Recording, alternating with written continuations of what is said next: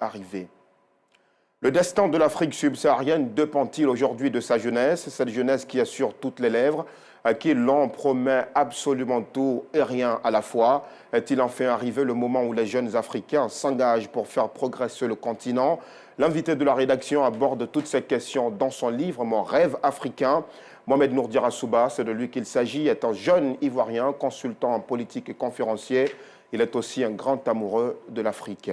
Bonsoir Mohamed Nourdi Rassouba. Bonsoir Alassane. C'est un véritable plaisir de vous avoir sur ce plateau. Plaisir partagé. Comment est-ce que les jeunes Africains finalement s'engagent? Écoutez, c'est une très belle question. Vous savez, d'abord, il faut qu'on parle de ce que c'est que la jeunesse et de ce que c'est que s'engager. Bien sûr, s'engager pour moi aujourd'hui, c'est servir sa communauté. Donc on peut s'engager de différentes façons. Mais cela fait quelques années qu'on parle beaucoup de la jeunesse africaine. On ne fait que le rappeler à chaque fois que nous sommes jeunes. Nous sommes l'avenir du continent. Moi, je pense qu'il faut aller au-delà donc de cette définition que nous sommes l'avenir du continent. Ce qu'on devrait faire aujourd'hui, c'est de définir des réelles formes d'engagement. Vous savez, notamment, vous avez aujourd'hui ce qu'on appelle l'engagement politique. Vous avez ensuite ce qu'on appelle l'engagement économique à travers l'entrepreneuriat. Parce que quand on entreprend, on peut créer des emplois. Donc, on a de l'impact sur la vie du pays.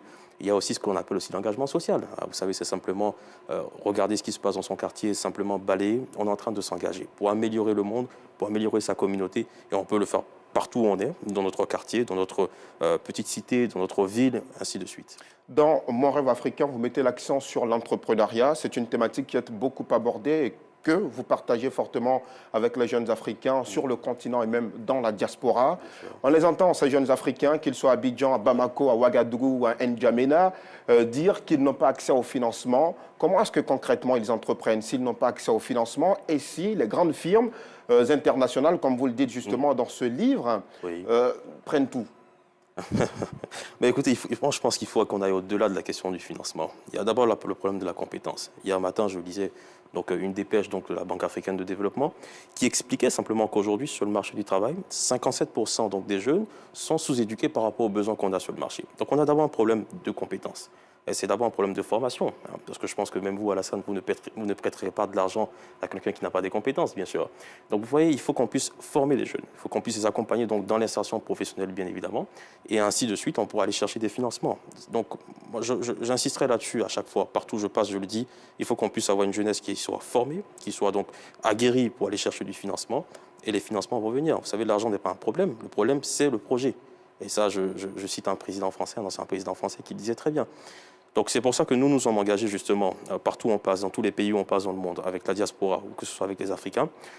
On explique cela justement, on essaie de les accompagner pour qu'ils puissent s'aguerrir, pour qu'ils puissent se former, pour qu'ils puissent mieux s'insérer dans le cocon entrepreneurial bien sûr. Mais il faut le dire quelque chose aussi, c'est que l'entrepreneuriat n'est pas seulement la porte de sortie pour l'Afrique. On parle beaucoup de la question de développement de l'Afrique, mais il n'y a pas que l'entrepreneuriat. On peut s'engager d'autres manières, on peut s'engager bénévolement, on peut s'engager politiquement.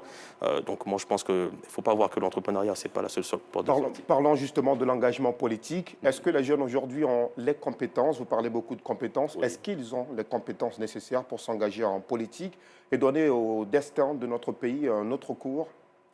Écoutez, moi je pense que partout où je suis passé, je vois cette envie-là de s'asseoir aux tables de décision, de pouvoir vouloir contribuer au développement du pays. Cependant, c'est sûr qu'il y a moins de jeunes qui sont assis sur les tables de décision. Et ça, c'est d'ailleurs notre cri de cœur partout où on passe, avec les gouvernements, quand on a à discuter avec des autorités. Moi, je pense que la question n'est pas le nombre de jeunes qu'on a dans la politique, c'est la qualité des jeunes qu'on a. Et c'est pour ça que moi, je salue définitivement la création d'instituts politiques comme on a ici en Côte d'Ivoire avec l'Institut politique Amadou Coulibaly, effectivement. Et je pense que ce genre d'initiatives vont permettre effectivement de pouvoir former la jeunesse, de pouvoir les aguerrir justement à la question de la politique. Parce que vous savez, comme on le dit, si vous ne faites pas de la politique, c'est la politique qui vous fera bien évidemment. Donc on a besoin justement de plus de jeunes dans le monde politique. On a besoin également de doyens, comme on le dit, qui vont pouvoir accompagner ces jeunes-là. Parce qu'il faut de l'expérience aussi, mais il faut aussi de l'innovation et du renouveau. Et ce renouveau-là, bien sûr, est porté par des jeunes. En quelques mots, quel est votre rêve africain le plus fou? Il n'est pas fou, mon rêve. Vous savez, moi, je dirais que ce n'est pas un rêve que j'ai. C'est une ambition que j'ai, c'est une passion que j'ai pour l'Afrique. Et pour y arriver, j'ai besoin de tous les jeunes. On a besoin de le faire tous ensemble. Moi, j'ai un rêve pour l'agriculture. Je rêve de voir un continent qui va pouvoir se nourrir. Je rêve de voir un continent qui va pouvoir se soigner. Un continent qui pourra donc éduquer ses enfants. Un continent qui pourra protéger ses femmes, qui pourra se défendre tout seul. Je pense que c'est plus qu'un rêve, c'est une ambition. Et c'est une ambition qu'on va pouvoir faire ensemble. Mohamed Nourdi Rassouba, jeune Ivoirien, auteur conférencier, auteur donc de Mon rêve africain. C'est votre première œuvre. Nous vous souhaitons d'en produire beaucoup d'autres pour l'éveil de la conscience africaine. Merci à vous aussi de nous avoir suivis. Ce journal est terminé. Très belle soirée à tous.